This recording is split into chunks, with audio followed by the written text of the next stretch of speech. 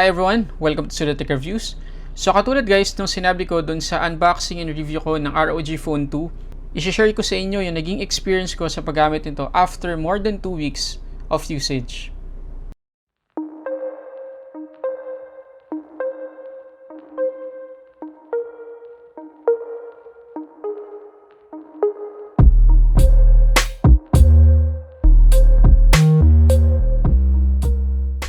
Okay, dito muna tayo guys sa top 5 favorite features ko ng ROG Phone 2. Una na dyan guys ay ang audio. So itong ROG Phone 2 ay merong DTS-X stereo speakers at DTS Headphone X. Doon muna tayo sa speakers.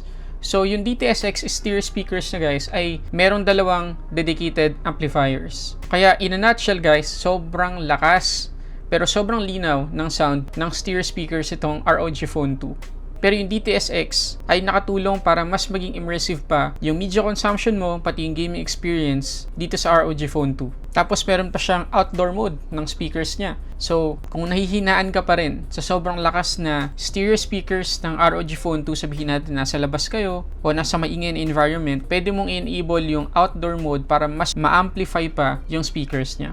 Yung DTS Headphone X naman guys, sinisimulate naman ito yung 3D environment ng original mixing stage ng audio na pinapakinggan mo.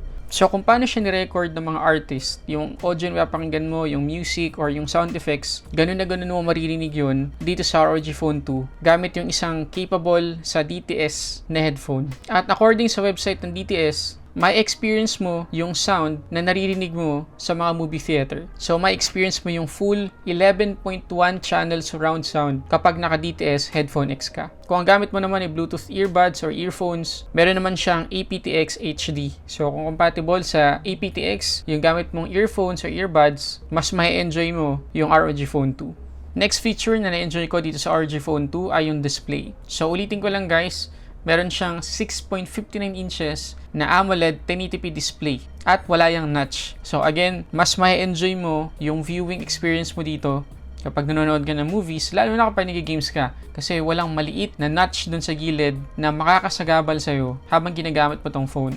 Plus, itong display ng ROG Phone 2 ay HDR10 na. Anong ibig sabihin nun? To simplify guys, ang maximum brightness ng screen nito ay hanggang 1000 nits. At sobrang good news yun kasi kapag AMOLED yung screen ng phone mo, usually mag-struggle yan outdoor lalo na sa sobrang maliwanag na environment. Pero dahil naka HDR10 na yung display ng ROG Phone 2, wala ka magiging problema sa mga ganong situations. At syempre, huwag natin kakalimutan yung 120Hz maximum screen refresh rate ng ROG Phone 2. Mas ma-appreciate mo yung bilis ng Snapdragon 855 Plus dahil sa 120Hz na yun. Hindi mabibigyan ng justice dito sa video natin guys yung 120Hz na screen refresh rate. Pero I'm telling you guys, I guarantee you, sobrang iba talaga yung feeling kapag naka 120Hz yung screen refresh rate ng phone mo.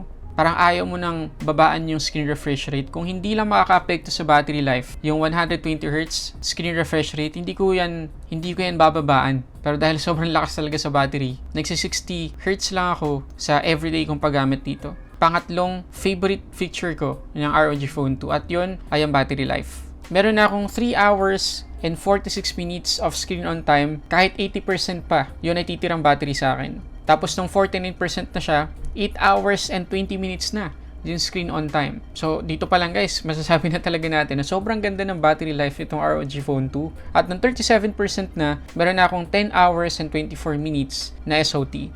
At nung 8% na lang, napiga ko siya hanggang 14 hours and 33 minutes of screen on time. At please, take note guys, na naka 90Hz screen refresh rate ako nyan. So kung isi-60 pa natin, mas tatagal pa yung battery life. Pagdating naman sa charging time, pasensya na kayo guys, hindi ko pa yun na-test manually. Although, capable sa 30W fast charging at quick charge 4.0 itong ROG Phone 2. So, mabilis siya, sigurado yun. Pero, para sa detailed information ng charging time niya, ipopost ko na lang yun sa Facebook page natin. So, abangan nyo yan. Kaya, mag-like na kayo at mag-follow dun sa Facebook page natin.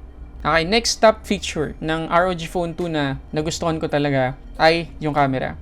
Siguro na-surprise kayo guys kasi doon sa unboxing and review ko, sinabi ko na yung camera yung weakest point ng ROG Phone 2. Pero sa more than 2 weeks na paggamit ko dito guys, napatunayan kong mali yun.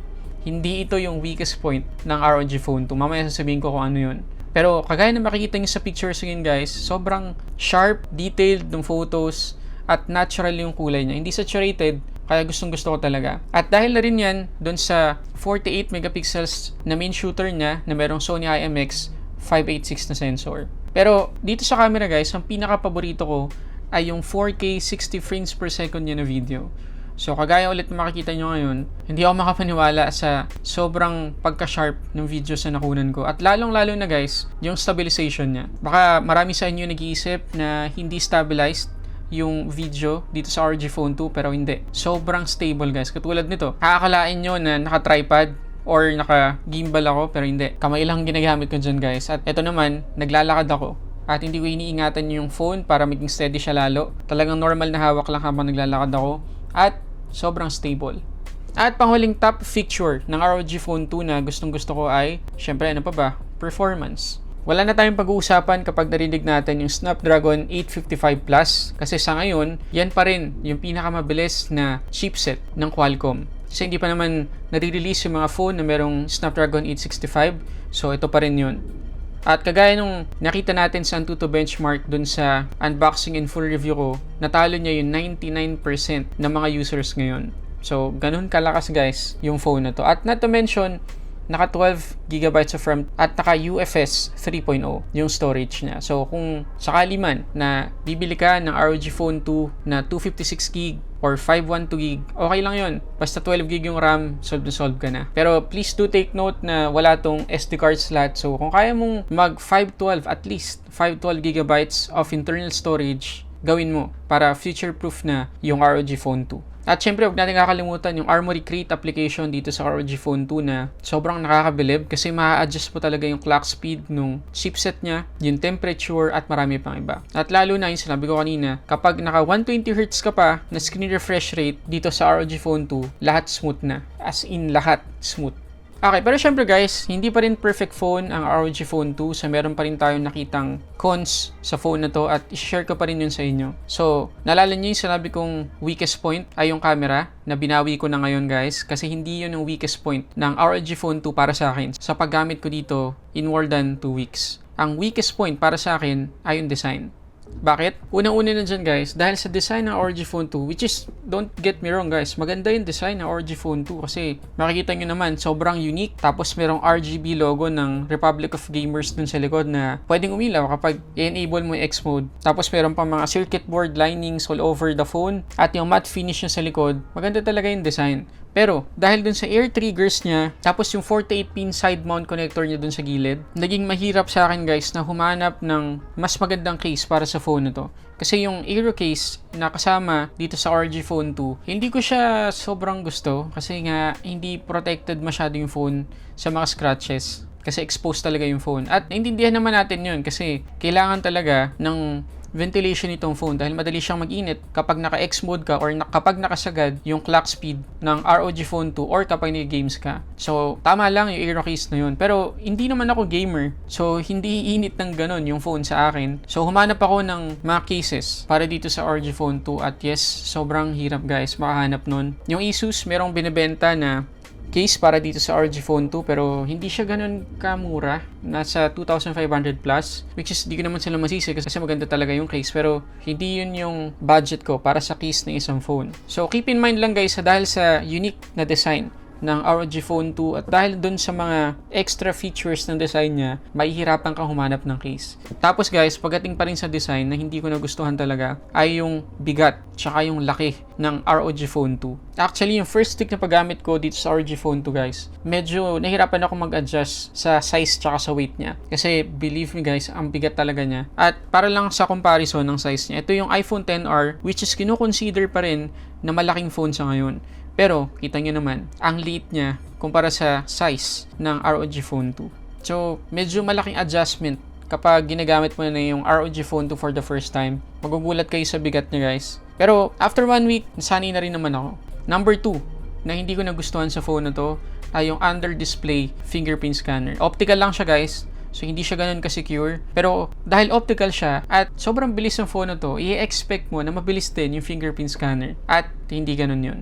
Ang bagal niya guys. At 50% of the time, fail yung pag-read niya sa thumb ko. Kaya, ang suggestion ko, i-register mo ng 3 times yung thumb mo para mas maging mabilis yung pagbasa ng fingerprint scanner.